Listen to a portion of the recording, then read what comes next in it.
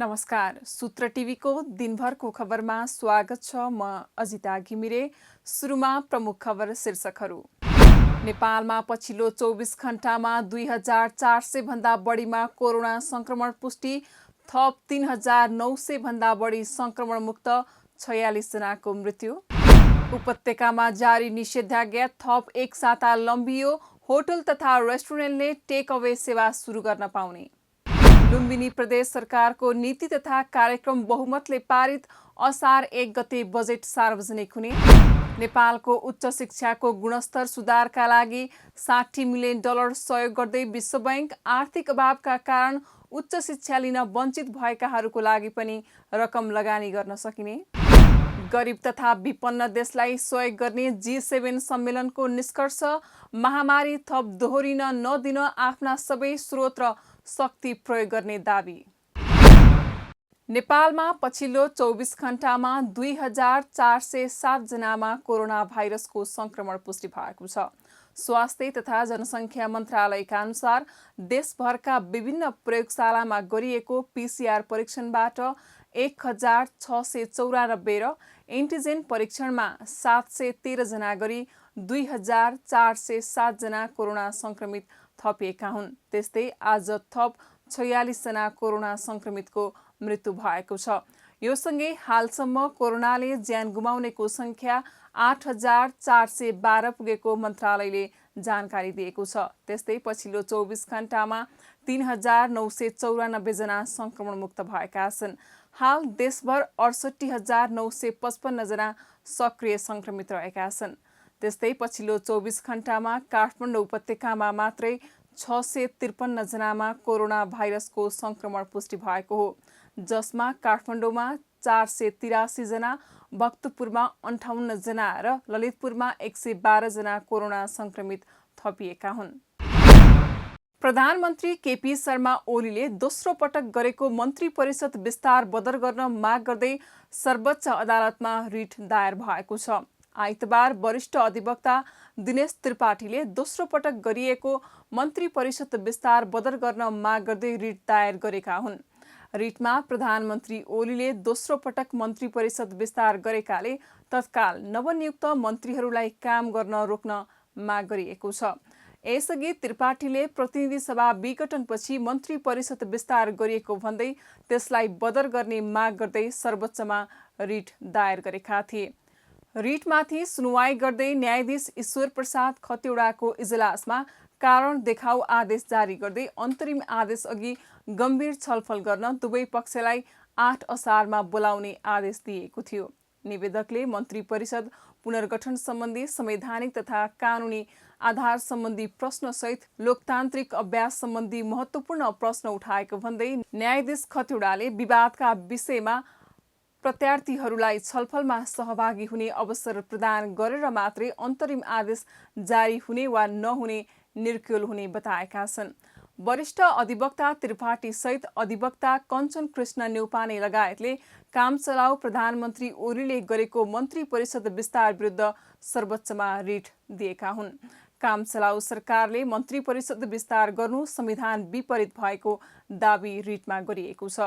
नयाँ नियुक्ति, हेरफेर तथा कार्यविभाजन प्रथम दृष्टिमै गैर संवैधानिक र कपटपूर्ण भएको रिटमा उल्लेख छ। कोरोना भाइरस संक्रमणको रोकथाम तथा नियन्त्रणका लागि काठमाडौँ उपत्यकामा जारी निषेधाज्ञा एक साता लम्ब्याउने निर्णय गरिएको छ। काठमाडौँ उपत्यकाका 3वटै जिल्लाका प्रमुख जिल्ला अधिकारीहरूले निषेधाज्ञा थप गर्ने निर्णय गरेका हुन्। केही खुकुलो गर्दै असार 1 गतेबाट एक साता थप गर्ने निर्णय भएको छ। अब खाद्यान्न पसलहरू बिहान 11 बजेसम्म खोल्न पाइने भएको छ। अनलाइन डेलिभरी दिने पुस्तक पसल बिहान 11 बजेसम्म खुल्ने र हार्डवेयर पसल अपराह्न 4 बजेपछि खोल्न पाइने भएको छ।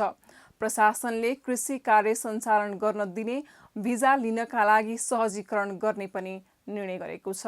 त्यस्तै होटल रेस्टुरेन्टले अब टेक अवे सेवा सुरु गर्न पाउने भएका छन्। अनलाइन मार्फत अर्डर लिएर बिहान 7 बजेदेखि टेक अवे सेवा दिन पाउने निर्णय गरिएको काठमाडौँका प्रमुख जिल्ला अधिकारी काली प्रसाद पराजुलीले बताएका छन्।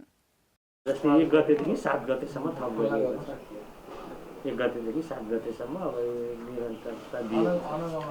मध्याह पसल बिहान 11 बजेसम्म सञ्चालन गर्न दिने हैन, अनलाइन डेलिभरी र होटलको टेक अवे दिने, पुस्तक पसल खोल्न दिने बिहान 11 बजेसम्म, हार्डवेयरका पसल बिहान दैनिक 4 बजेपछि खोल्न दिने हैन, कृषि कार्य सञ्चालन गर्न दिने, कृषिसँग सम्बन्धित मल बिउ बिजनहरूको ढुवानी गर्न सहजीकरण गर्ने, कूटनीतिक निकायबाट हुने परीक्षा र अन्तर्वार्ता सञ्चालन गर्न दिने, त्यसपछि यो वैदेशिक अध्ययनमा जाने विद्यार्थीहरू र इडिबी पढेका व्यक्तिहरूको लागि आवश्यक सहजीकरण गर्ने भन्ने मोटामोटी यिनै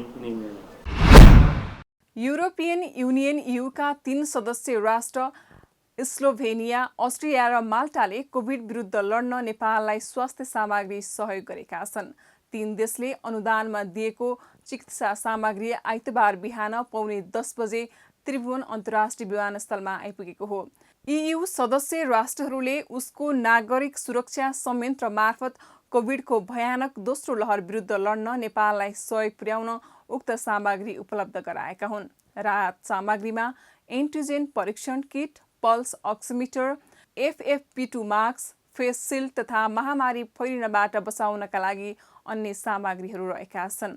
यसअघि स्पेन, फिनल्यान्ड, फ्रान्स, बेल्जियम र जर्मनीले सहयोग गरे लगत्तै स्लोभेनिया, अस्ट्रिया र माल्टाले पनि नेपाललाई स्वास्थ्य सामग्री उपलब्ध गराएका हुन्। त्यस्तै थप आपतकालीन आपूर्ति सामग्रीहरू आयरल्यान्ड, इटाली, डेनमार्क र लिथुआनियाबाट पनि आउन लागेको जनाइएको छ। आज उपलब्ध गराइएको सहयोग नेपाललाई आवश्यकता भएको तथा आपतका बेला निरन्तर जारी रहेको टिम युरोपको एकबद्धताको अर्को उदाहरण भएको उल्लेख गरिएको छ। निषेधाज्ञाको समयमा दैनिक झण्डै 10 लाख यातायात मजदुरको रोजगारी गुमेको छ। निषेधाज्ञाका कारण सार्वजनिक गाडी नचल्दा यातायात क्षेत्रमा आबद्ध 10 लाख मजदुर बेरोजगार भएको नेपाल यातायात व्यवसायी महासङ्घले जनाएको छ। महासङ्घका अनुसार वैशाख 16 गतेदेखि भएको निषेधाज्ञाले यातायात व्यवसायमा आश्रित झण्डै 40 लाख परिवार समस्यामा परेका छन्। 10 खर्बभन्दा धेरै लगानी रहेको यातायात क्षेत्र पूर्ण रूपले प्रभावित भएको छ। झण्डै 4 लाख गाडी थन्किँदा अर्बौंको नोक्सानी भएको छ। त्यस्तै महासङ्घका अनुसार थन्किएका गाडी राखेकै ठाउँमा खिने अवस्थामा पुगेका छन्। निषेधाज्ञाको समयमा गाडीको बिमा, ब्लुबुक नवीकरण लगायत यातायात क्षेत्रमा लाग्ने कुनै कर र शुल्क लिन नहुने र मजदुरहरूलाई सहुलियत दिनुपर्ने माग पनि गरेका छन्। महासङ्घका अनुसार अघिल्लो वर्ष पनि लकडाउनका कारण 2.5 लाख मजदुरको रोजगारी गुमेको बताइएको छ। लुम्बिनी प्रदेश सरकारले प्रस्तुत गरेको नीति तथा कार्यक्रम बहुमतले पारित भएको छ। आइतबार बसेको प्रदेशसभा बैठकमा बहुमतले नीति तथा कार्यक्रम पारित गरेको हो। प्रदेश सरकारमा सहभागी सत्तारूढ एमालेका 38 र जसपाका 4 सांसदले समर्थन गरेकाले नीति तथा कार्यक्रम बहुमतले पारित भएको सभामुख पूर्णबहादुर घरतीले जानकारी दिएका छन्। प्रदेशसभामा विपक्षी दलमा कङ्ग्रेसका 19, माओवादीका 18, जसपा उपेन्द्र समूहका 2 र जनमोर्चाका 1 विपक्षी गठबन्धनमा छन्। यो सँगै मुख्यमन्त्री शङ्कर पोखरेलको सरकारलाई राहत मिलेको छ। नीति तथा कार्यक्रम पारितसँगै अब लुम्बिनी सरकारलाई आगामी वर्षको बजेटका लागि बाटो खुलेको छ। विपक्षी दलहरूले सरकार अल्पमतमा रहेकाले नीति तथा कार्यक्रम र बजेट ल्याउन नमिल्ने बताइरहेको समयमा आइतबार बहुमतले पास भएको हो। प्रदेश प्रमुख धर्मनाथ शाहले जेठ 25 गते सरकारको नीति तथा कार्यक्रम प्रस्तुत गरेका थिए। त्यस्तै प्रदेश सरकारले अब असार 1 गते आगामी आर्थिक वर्षको बजेट सार्वजनिक गर्नुपर्नेछ। पछिल्लो 2 महिना यता देशभर भएका विपदका घटनामा परेर 49 जनाको मृत्यु भएको छ। 2 महिना यता भएका 675 वटा विपदका घटनामा परेर 49 जनाको मृत्यु भएको हो। तीमध्ये सबैभन्दा बढी चट्याङ लागेर 22 जनाको मृत्यु भएको छ भने आगलागीमा परेर 9 जनाको मृत्यु भएको छ। चट्याङ र आगलागीपछि जनावरको आक्रमणबाट 8 जनाको मृत्यु भएको छ भने वर्षाका कारण 3 जनाको मृत्यु भएको छ। त्यस्तै सर्पदंशका कारण 2 जनाको मृत्यु भएको भने डडेलोमा परेर 3 जनाको मृत्यु भएको छ। राष्ट्रिय विपद जोखिम न्यूनीकरण तथा व्यवस्थापन प्राधिकरणले जारी गरेको दैनिक विपद बुलेटिनका अनुसार विभिन्न घटनामा परि 175 जना घाइते भएका छन् भने 348 वटा चौपाएको मृत्यु भएको छ। गत वैशाख 1 गतेदेखि जेठ 30 गतेसम्म भएका ती घटनामा अनुमानित 42 करोड 33 लाख 93 हजार 690 रुपैयाँ बराबरको क्षति भएको छ। विश्व बैंकले नेपाललाई 7 अर्ब 20 करोड रुपैयाँ सहयोग दिने भएको छ। विश्व बैंकका बोर्ड अफ डाइरेक्टरको शुक्रबार बसेको बैठकले नेपालको उच्च शिक्षाको गुणस्तर सुधारका लागि $60 मिलियन अर्थात् झण्डै 7 अर्ब 20 करोड रुपैयाँ सहयोग गर्ने निर्णय पारित गरेको हो। विश्व बैंकले दिने सहयोग पिछडिएको क्षेत्रमा रहेका विद्यार्थीको उच्च शिक्षा र व्यावहारिक शिक्षामा खर्च हुनेछ। त्यस्तै प्राविधिक शिक्षा, अनुसन्धान र उद्यमशीलतालाई पनि जोड दिने विश्व बैंकले निकालेको विज्ञप्तिमा उल्लेख छ। त्यस्तै आर्थिक अभावले उच्च शिक्षा लिन नसक्ने र विपत्तिका कारण पढाइ प्रभावित भएका विद्यार्थीहरूमा पनि रकम लगानी गर्न सकिने उल्लेख छ। विश्व बैंकका नेपाल, मालदिप्स र श्रीलङ्काका देशीय निर्देशक फरिस हदाद जाबोर्सले विश्व बैंकको यो सहयोग उच्च शिक्षाबाट दक्ष जनशक्ति उत्पादन र कोरोना महामारीका कारण प्रभावित भएको शिक्षालाई निरन्तरता दिन उपयोग हुने बताएका छन्।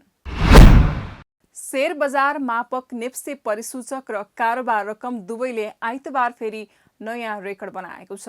आज नेप्से परिसूचक 38.23 अङ्कले बढेर 2983.10 अङ्कमा पुगेको हो। यसअघि गएको हप्ताको मङ्गलबार नेप्से 2960.14 बिन्दुमा पुगेको थियो। आज 19 अर्ब 55 करोड रुपैयाँ बराबरका 3 करोड 70 लाख किता शेयर किनबेच भएको नेपाल स्टक एक्सचेन्ज लिमिटेडले जनाएको छ। यसअघि गएको 23 गते 17 अर्ब शेयर कारोबार भएर रेकर्ड कायम भएको थियो। आज Arun valley hydro power development company लिमिटेडको सबैभन्दा धेरै 72 करोड 29 लाख रुपैयाँ बराबरको शेयर कारोबार भएको छ। आज Shri investment finance company limited, Samriddhi finance company limited, ICFC finance limited, Karnali development limited र सिन्धु विकास ब्याङ्क लिमिटेडको शेयर मूल्य 10% बढेको छ। त्यस्तै रिलायन्स फाइनान्स लिमिटेड सहित 40 वटा कम्पनीको शेयर मूल्य 9% भन्दा धेरैले बढेको छ। आज नेपाल इन्सुरेन्स कम्पनी लिमिटेडको शेयर मूल्य भने 4.15% ले घटेको छ। आज विकास ब्याङ्क समूहको परिसूचक सबैभन्दा धेरै 8.24% अर्थात् 388.24 अङ्कले बढेको छ। विश्वका धनी तथा औद्योगिक राष्ट्रहरूको समूह G7 का नेताहरूले गरिब तथा विपन्न देशलाई सहयोग गर्ने प्रतिबद्धता जनाएका छन्। विश्वमा चीनको बढ्दो प्रभाव रोक्न गरिब तथा अल्पविकसित देशलाई पूर्वाधार विस्तारमा सघाउने योजना G7 ले पास गरेको बीबीसीले जनाएको छ। अमेरिकी राष्ट्रपति जो बाइडेनले बिल्ड ब्याक बेटर ओल्ड योजनालाई सार्थक पार्नुपर्ने बताएका छन्। अमेरिका समर्थित बिल्ड ब्याक बेटर ओल्ड योजनालाई चीनको महत्त्वाकांक्षी बिल्ड एन्ड रोड इनिसिएटिभको विकल्पको रूपमा हेरिएको छ। चीनको बिल्ड एन्ड रोड इनिसिएटिभले कयौं देशमा रेल, सडक र बन्दरगाह सुधारका लागि आर्थिक सहयोग गर्दै आएको छ। तर G7 ले भने यसमार्फत चीनले गरिब देशलाई थेग्नै नसक्ने ऋणको भार बोकाएको टिप्पणी पनि गरेको छ। त्यस्तै उक्त राष्ट्रहरूले आउँदो दिनमा महामारी दोहोरिन नदिन तथा नयाँ आउन सक्ने महामारीलाई रोक्न आफ्ना सबै स्रोत र शक्ति प्रयोग गर्ने प्रतिबद्धता व्यक्त गरेको पनि बीबीसीले जनाएको छ। सम्मेलनको योजना अनुसार कुनै नयाँ रोग देखिएमा 100 दिनभित्र खोप विकास गर्ने खालको संयन्त्र विकास गरी क्षतिलाई रोक्न क्षमता विकास गर्ने उनीहरूले बताएका छन्। त्यस्तै सम्मेलनमा बेलायती प्रधानमन्त्री बोरिस जोन्सनले कोरोना भाइरसको महामारीका कारण प्रभावित भएको अर्थतन्त्र सहितका क्षेत्रलाई थप बलियो बनाएर विकास गर्न विश्वका नेताहरूसँग अपिल गरेको पनि बताइएको छ। आजको सूत्र टिभीको बुलेटिन यति नै। भोलि हामी पुनः उपस्थित हुनेछौँ। त्यतिन्जेलसम्मका लागि हेर्दै रहनुहोस् सूत्र टिभी। नमस्कार।